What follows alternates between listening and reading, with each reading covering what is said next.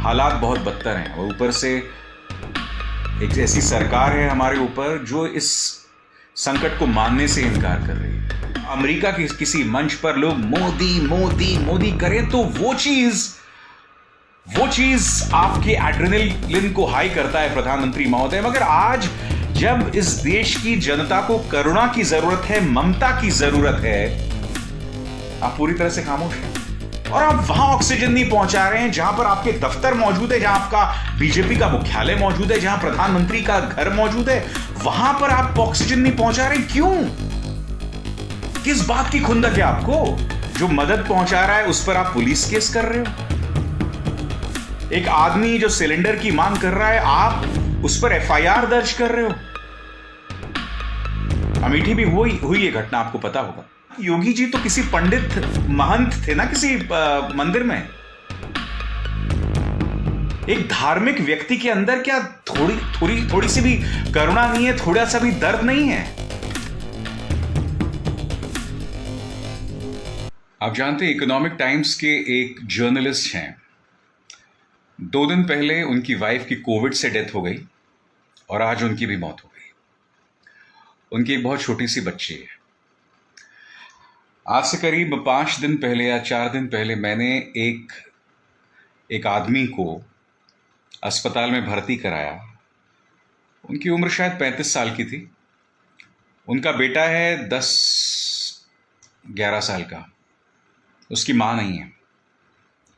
वो आदमी संघर्ष कर रहा है अब भी, मगर अगर उस आदमी को कुछ हो गया तो वो लड़का पूरी तरह से अकेला। ये जो लड़का है जिसके पिता को मैंने भर्ती करवाया, वो बहुत ही गरीब तबके से आता है।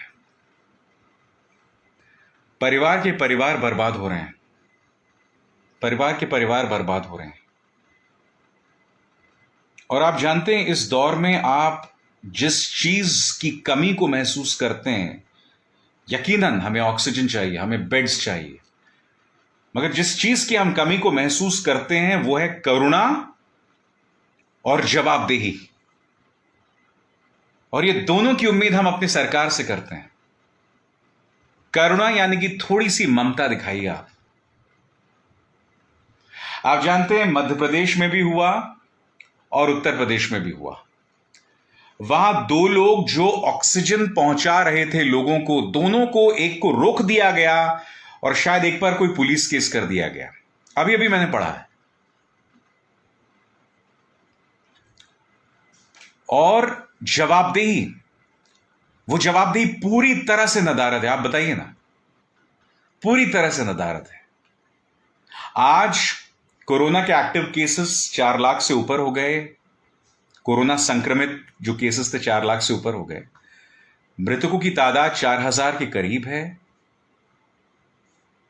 मैं ये समझना चाहता हूं कि इस देश के प्रधानमंत्री को कितने मंच चाहिए लोगों के प्रति संवेदना जताने के लिए, लोगों के प्रति ममता जतलाने के लिए।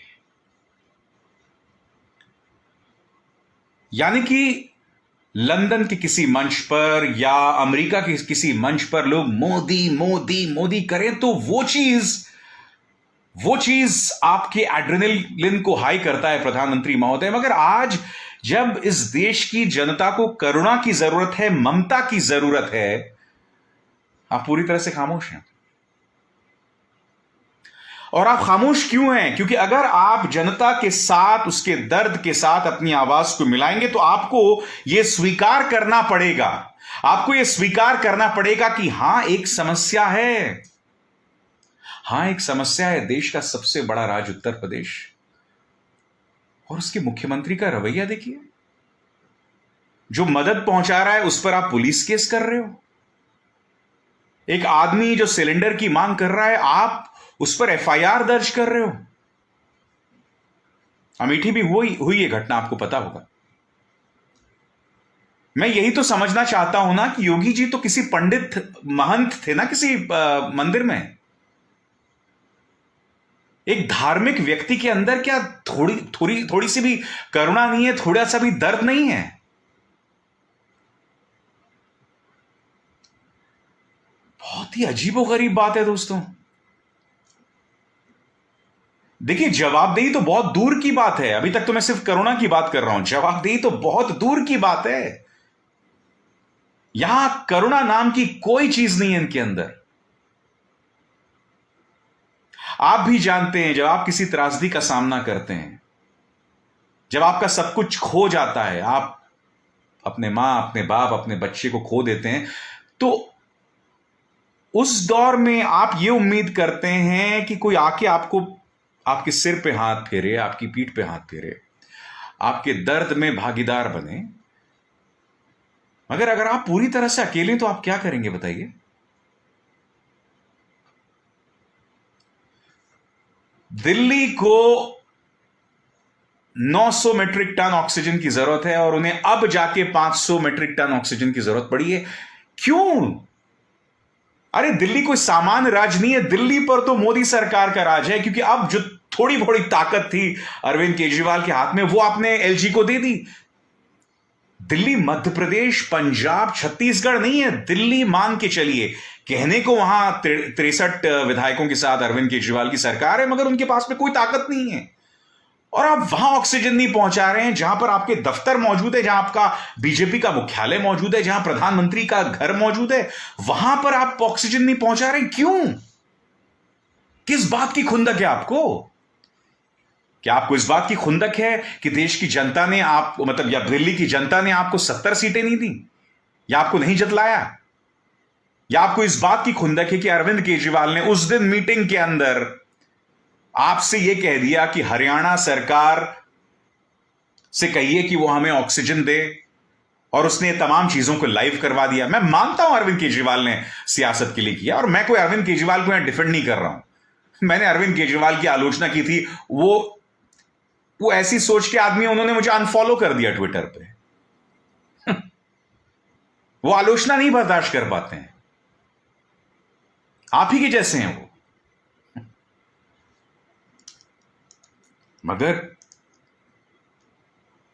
कमाल की बेपरवाही है, कमाल की बेपरवाही है, किसी को परवाह नहीं है यार। इंसान इन हालात में किसकी तरफ देखे, यही नहीं समझ आता हमको। मैं बस यही उम्मीद करता हूं इस नर्क से हम जल्द से जल्द निकलें, क्योंकि देखिए हालात बहुत बदतर हैं, और ऊपर से एक ऐसी सरकार है हमारे ऊपर जो इस संकट को मानने से इनकार कर रही है। कितना बड़ा दुर्भाग्य है इस देश का। मेरे पास पाकिस्तान से एक व्हाट्सएप मैसेज आया था कि भारत की दुर्दशा पर हम एक शो कर रहे हैं, आप आइए। पहली बात तो मुझे अपने देश की समस्याओं की चर्चा करने के लिए पाकिस्तान का मंच नहीं चाहिए, मेरे पास पहले से ही 3 मंच मौजूद हैं। मगर आज पाकिस्तान हमें ये फोन कर रहा है ये कहने के लिए कि आपके अंदर जो दिक्कत चल रही है, आइए हमारे साथ चर्चा कीजिए। अरे तुम तो कहते थे हर बात पे ना, गो टू पाकिस्तान, पाकिस्तान चले जाओ। तुमने आज मेरे देश को पाकिस्तान से बदतर बना दिया है। तुम माफी के लायक नहीं हो। तुम पश्चिम बंगाल जीत भी जाओ, कोई फर्क नहीं पड़ता उससे। लाशों पर, शमशान घाट पर राज करके तुम करोगे क्या? सोचो, शर्म करो।